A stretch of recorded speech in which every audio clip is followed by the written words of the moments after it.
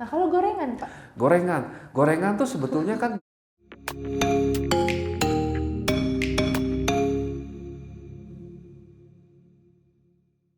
Berarti si kolesterol ini juga bisa memicu penyakit degeneratif lainnya ya Pak ya, yang iya, entah itu tadi diabetes dan iya, lain-lain. Nah salah satunya juga katanya bisa menyebabkan kerusakan hati Pak. iya. Menurut beberapa studi memang ada korelasi namanya hiperlipid ya. Hiperlipid, Hiperlipid oke. artinya hiperkolesterol di dalam darah gitu. Itu punya korelasi juga terhadap kerusakan hati gitu. Oke. Ya. Karena apa? Karena otomatis hati akan bekerja lebih keras untuk mengekspresikan HDL lebih banyak supaya si LDL-nya bisa langsung keangkut gitu. Satu itu. Yang kedua juga ternyata ada kaitan juga dengan pembentukan batu empedu akibat kelebihan kolesterol di dalam darah. Batu empedu itu berarti di Di pankreas? di pankreas dan hubungan dengan hati gitu. Oh, oke. Jadi pencernaannya akan sedikit terganggu karena pembentukan kristal dalam kantung empedu. Itu akibat kolesterol? Akibat kolesterol. Jadi ada hubungan juga ternyata. Bukan hanya berhubungan dengan kardiovaskular atau pembuluh darah, Yeah. juga bisa menyebabkan atau potensi untuk bentukan kristal batu empedu itu tinggi gitu. Jadi memang harus diantisipasi nih. Bukan hanya kita lihat, waduh nanti pembuluh darah saya atau tekanan darah saya tinggi. Tapi potensi untuk menjadi batu empedu itu juga besar sekali. Gitu. Jadi akibatnya akan mengganggu hati gitu. Jadi korelasi seperti itu. Jadi banyak ya Pak ininya dari Ya, si kolesterolnya ngeri-ngeri sendiri sedap ketika gitu. berlebihan. Iya, jadi gitu. memang harus diperhatikan juga. Jadi jangan dianggap enteng gitu kelebihan kolesterol itu. Saya kan kadang ada yang kayak enggak kolesterol ini nggak masalah masih rendah gitu, tapi ada potensi ke sana ya Iya. Pak ya. Maksudnya kalau misalnya hatinya udah rusak kan hati sendiri itu kan sebagai detoksifikasi, Betul. penyimpanan kolesterol dan lain-lain ya Pak. Maksudnya organ vital banget lah Betul. untuk di dalam tubuh itu. Oke. Tapi Pak, ada nggak sih Pak faktor resiko seseorang yang gampang banget kena kolesterol? Sekarang ini banyak gitu. Karena apa? Emang dulu nggak banyak Pak? Gini, dulu itu mungkin tidak banyak produk-produk olahan, ya. Oke. Ya semakin teknologi semakin tinggi gitu, yang banyak proses pengawetan, pengolahan makanan supaya lebih enak, lebih awet, itulah kadang-kadang yang memicu peningkatan keseimbangan gizi ya, yang berubah dalam pola hidup atau pola makan manusia. Biasanya mungkin makanannya kurang ya biasa-biasa saja, tapi kalau dengan produk olahan ya fast food misalnya, dimudahkan, kemudian lebih enak ya.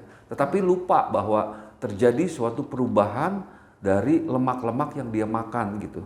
Yang tadinya lemak tak jenuh atau lemak jenuh yang biasa saja Iya. menjadi lemak trans gitu. Oke. Memang lebih enak, lebih gurih, lebih awet, lebih mudah gitu segala. Nah itu yang kadang-kadang memicu kolesterol lebih tinggi, seperti itu. Juga tadi itu teknologi yang sangat luar biasa pesatnya, yang tadinya manusia itu berpergian kemana-mana mempergunakan kaki misalnya jalan ataupun kemana-mana dia ini, sekarang ini dengan mudahnya mendapatkan transportasi yang cukup mudah dan gampang. Ya, di depan rumah tinggal itu aja udah tinggal berangkat pakai kendaraan-kendaraan yang ini. Jadi mungkin dulu orang-orang harus mempergunakan energi untuk dia bergerak. Betul. Ya, ditambah juga sekarang ini kan generasi saat ini generasi banyak yang dibilang generasi mager gitu. Lebih suka dia nonton TV atau bermain gadget dibandingkan dengan berolahraga atau beraktivitas di luar rumah. Ini yang menjadikan potensi untuk meningkatkan potensi untuk meningkatkan kolesterol lebih tinggi, sehingga keseimbangan antara asupan energi dan yang dipakai itu tidak seimbang. Tidak seimbang. Tapi untungnya Pak, sekarang kan banyak banget media ya Pak ya. Jadi maksudnya banyak juga orang-orang yang cerita tentang kolesterolnya atau enggak tentang cerita tentang kayak yuk kita bergerak bareng untuk apa sih namanya beraktivitas lebih gitu agar tidak jadi si anak-anak muda ini juga lebih tertantang ya gitu. Jadi mudah-mudahan sih nggak jadi kaum yang mager-mager ya Pak ya. Bukan termasuk kaum yang mager-mager klub gitu. Jadi tetap ada aktivitas yang mereka lakukan karena semenjak pandemi itu kan kayak banyak banget kan kegiatan yang benar-benar nggak ada terus tiba-tiba mereka jadi melakukannya gitu, kayak misalnya nge-gym atau apa yang sebenarnya emang dulu nggak pernah dilakukan, cuman karena emang nggak bisa kemana-mana jadinya ada gitu kan, kayak sepedahan gitu kan, mungkin dulu kayaknya jarang gitu ditemui, cuman kalau sekarang lebih banyak. Mudah-mudahan sih generasi sekarang lebih sadar untuk bisa hidup lebih sehat ya Pak. Pasti harusnya memang itu yang menjadikan suatu kebiasaan ya, pola hidup lebih sehat, bagaimana kita menjaga keseimbangan antara asupan dan energi yang kita keluarkan. Ya saat ini pada saat pandemi kita banyak sekali kita lihat para pesepeda ya, banyak sekali. Tapi sekarang sudah mulai lagi nih berkurang lagi. Ini kan harus juga menjadi suatu ini. Itu padahal aktivitasnya sangat bagus ya. Kalau misalnya jogging dan sebagainya, itu juga dianjurkan. Kenapa? Itu adalah salah satu pengobatan atau penurun kolesterol yang sangat murah dan mudah gitu. Murah dan mudah. Iya, kan nggak usah pakai biaya kalau kita jogging. Iya Paling sih, modal sepatu ya, sama kostum olahraga gitu. Niatnya Pak. Niatnya ya. Atau jalan kaki, ya bersepeda paling ya modal sepatu, kemudian juga kostum dan sepedanya. Itu juga sangat bagus. Jadi itu salah satu yang paling ampuh sebetulnya untuk menurunkan kolesterol dalam tubuh. Yang penting gerak ya Pak ya, tetap gerak. beraktivitas. Jadi nggak usah khawatir, wah nanti kalau saya gerak terlalu banyak, kolesterol saya kurang dong. Nggak usah khawatir. Kenapa? Tubuh kita memproduksi terus. Gitu. Betul. Yang penting tidak berlebihan ya Pak ya, karena kalau kurang, tubuh kita sudah didesain untuk bikin kolesterol gitu. Jadi nggak usah takut. Oke. Tapi ini Pak, kalau kolesterol pasti kaitannya itu sama gorengan, sama makanan Padang nih Pak. Itu kan kadang ada nih Pak, kalau udah jangan makan gorengan deh, orang itu banyak kolesterolnya gitu. Termasuk ketika kita makan makanan Padang. Kan kalau Padang kan makanannya wah banget ya Pak, udah hewani, maksudnya protein hewani. Apalagi otak ya, otak di gitu. Masakan Padang tuh paling nikmat, paling enak sekali. Dan itu adalah santan dan segala macamnya. Kaya akan kolesterol. Betul. Tapi kan kalau baby atau balita kan memang disarankan ya Pak ya, betul. Untuk makan kayak otak atau apa, karena memang high lemak ya Pak. Karena kolesterol sendiri kan banyak di otak dan penting untuk pembentukan jaringan otak. Nah, iya itu. Tapi kenapa malah kayak diasumsikan kayak jangan, nanti kolesterolnya naik loh. Ya kalau berlebihan, kembali lagi satu itu. Satu mah nggak apa-apa kali ya Pak. Ya kalau satu ya nggak apa-apa gitu ya. Kalau berlebihan iya. Nah kalau misalnya otak di masakan Padang nikmat sekali, apakah boleh dimakan? Boleh. Gitu. Selama kita sendiri sebetulnya tahu nanti kelebihan nggak ya? Ya kalau kelebihan olahraga gitu. Betul, seafood itu bagus sekali, gitu kan? Kolesterolnya tinggi, waduh bahaya dong. Nggak apa-apa, asal jangan makan kepiting yang besar itu 10 ekor. Nah itu kan berarti nanti akan dirasakan sebetulnya tubuh sendiri akan merespon, misalnya, waduh ini saya pegel-pegel ya gitu. Ya kan itu proses pegel-pegel ada proses terhambatnya peredaran darah sebetulnya kan. Udah ada sinyal dari tubuh, tahan dong, nah stop dong, gitu ya. Harus edarkan lagi lebih bagaimana peredaran darah lebih lancar, olahraga seperti itu. Jadi sebetulnya sinyal dari tubuh sudah memberikan suatu itu. Nah kalau gorengan Pak? Gorengan tuh sebetulnya kan digoreng ya, minyak nabati ya. Minyak nabati sebetulnya tidak ada kolesterol. Kan kolesterol itu hanya ada dalam hewani ya, termasuk manusia gitu. Minyak nabati kok bisa sih memicu kolesterol gitu ya? Itu kan biasa terjadi. Kalau berlebihan balik lagi. Kalau 1-2 mungkin tidak masalah gitu. Dan juga gorengannya itu jangan digoreng berkali-kali, artinya minyaknya. Yang bahaya tuh minyaknya sebetulnya. Gorengan itu enak karena mengandung minyak. Iya. Betul. Gitu. Karena gurih gitu ya. Gurihnya itu dari minyak. Kalau minyaknya sendiri digorengnya tidak dalam keadaan panas yang berlebihan gitu. normal-normal saja gitu. Kalau nggak salah pas titik didih minyak itu sekitar 200 sampai 250 derajat itu aman, dan mungkin sekali 2 kali saja. Karena kan minyak itu adalah lemak yang berikatan setengah ganda, artinya ada jenuh tetapi ada juga ikatan gandanya. Jadi kalau misalnya dia dipanaskan sekali atau 2 kali ya masih relatif aman. Tapi kalau berkali-kali sampai hitam, nah itu udah jenuh sekali, udah rubah jadi minyak trans. Itu yang bisa meningkatkan LDL gitu, meningkatkan LDL. LDL-nya menjadi lebih apa namanya? Jadi gini, dia itu tidak secara langsung menjadi kolesterol ya. Jadi harus diingat, gorengan itu tidak menjadi kolesterol. Gorengan itu jadinya triglycerid gitu, triglycerid. Nah, triglyceridnya lebih tinggi gitu, disimpan, kemudian dia memicu LDL memproduksi lebih tinggi gitu. Jadi tidak secara langsung meningkatkan kolesterol, tetapi mempunyai peran ya meningkatkan LDL dalam tubuh sehingga HDL-nya lebih berat gitu. Itu yang jadi kalorinya terlalu tinggi sebetulnya. Iya. Kalorinya kalorinya. Jadi ya kita masuk ini makanan ya yang berlemak maupun berkarbo itu akan dirubah tuh jadi proses itu ditaruh dulu di jaringan adiposa itu jadi cadangan energi. Kalau nggak pakai otomatis ya menjadi lebih berat gitu ya. Gitu. Oke, kompleks ya Pak. Cuma seru Sangat nih kompleks gitu ya, sangat kalau kompleks. Bahas lemak ini seru iya. gitu. Sebetulnya gorengan berbahaya kalau berlebihan. Semuanya yang berlebihan itu berbahaya. Kalau dibatasi tentunya ya sah-sah aja lah. Yang penting juga harus diseimbangi lah gitu. Kalau Anda senang gorengan ya harus senang juga berolahraga gitu. Betul. Gitu. Jadi nggak usah takut sama gorengan. Iya, oke. Berarti nanti kita makan gorengan.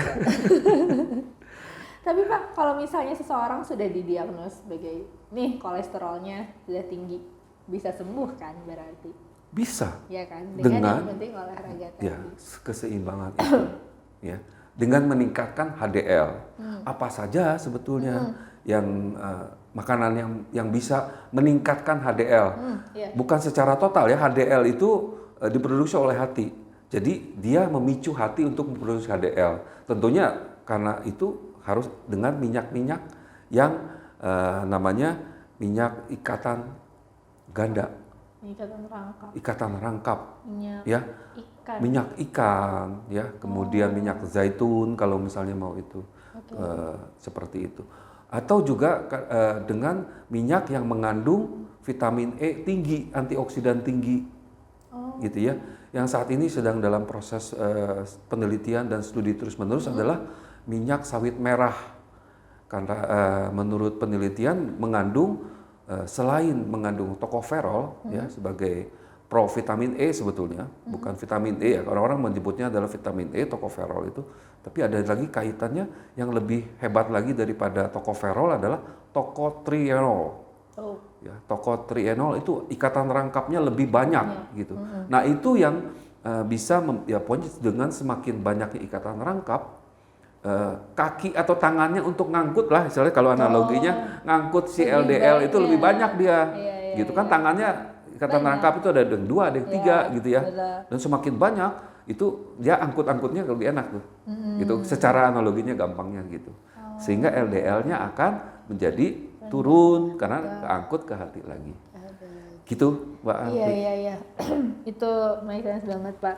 Nah, terus kalau misalnya nih seseorang udah kena kolesterol, nah kita mencegahnya Pak, kalau misalnya udah kena, selain kita menjaga pola makan, ini kan ada produk mengkudu sama black garlic nih Pak. Iya. Berarti kan emang base-nya mereka juga antioksidan ya, kayak seperti betul. tadi Bapak bilang, kayak minyak sawit merah itu ada vitamin A. Berarti memang peran mereka juga sebagai si antioksidan itu yang meningkatkan HDL dalam tubuh. Ya, selain meningkatkan HDL dalam tubuh untuk black garlic dan mengkudu, dia ternyata meningkatkan NOx di dalam pembuluh darah. NOx. Ya. NOx itu adalah satu senyawa yang berfungsi untuk melenturkan pembuluh darah. Oke. Ya. Dengan melenturnya pembuluh darah, otomatis plak-plak yang ada di dalam pembuluh darah itu lebih mudah akan lebih hanyut gitu.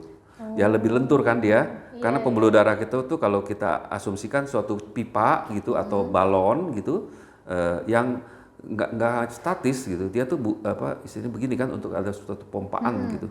Nah makin lentur, otomatis yang nempel-nempelnya akan lebih mudah lepas.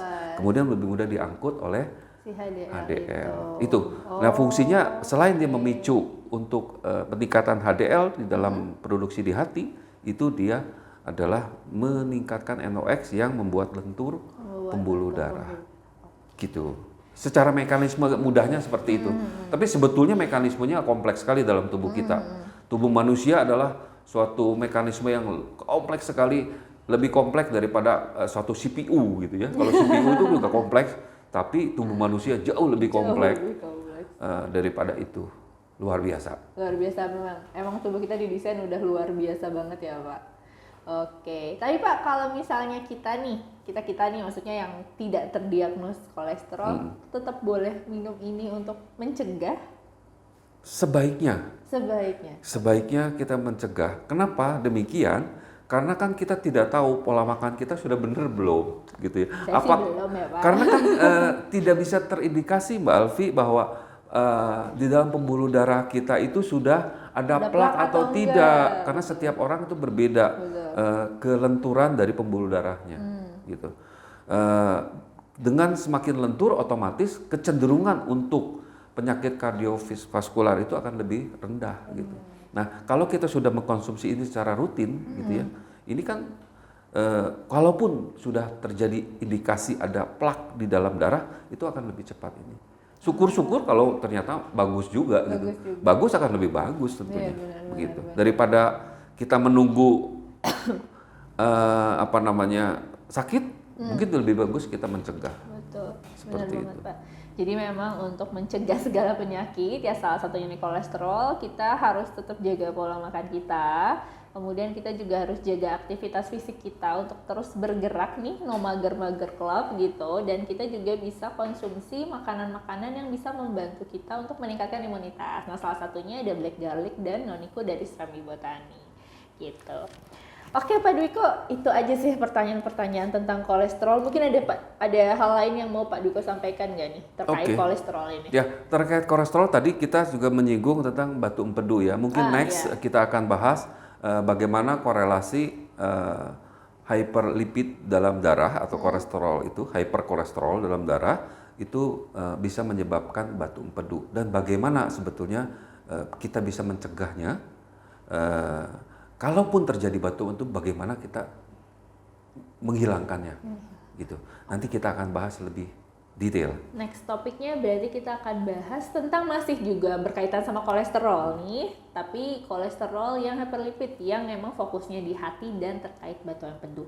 Jadi kalau misalnya ada teman-teman yang punya pengalaman yang sama atau enggak pernah terkena atau enggak tahu obatnya seperti apa, terus gimana caranya, itu boleh banget sharing di kolom komentar. Nanti akan kita bahas juga bareng-bareng di video selanjutnya. Nah, oke, kalau untuk saat ini mungkin diskusinya cukup sampai sini Pak Dwiko. Terima kasih banyak karena kita sudah membahas mengenai kolesterol lebih luas nih Pak. Jadi maksudnya kolesterol itu sebenarnya nggak jahat, tetapi bagaimana caranya kita untuk menyikapi si kolesterol ini di dalam tubuh kita. Oke, see you in next video. Bye-bye.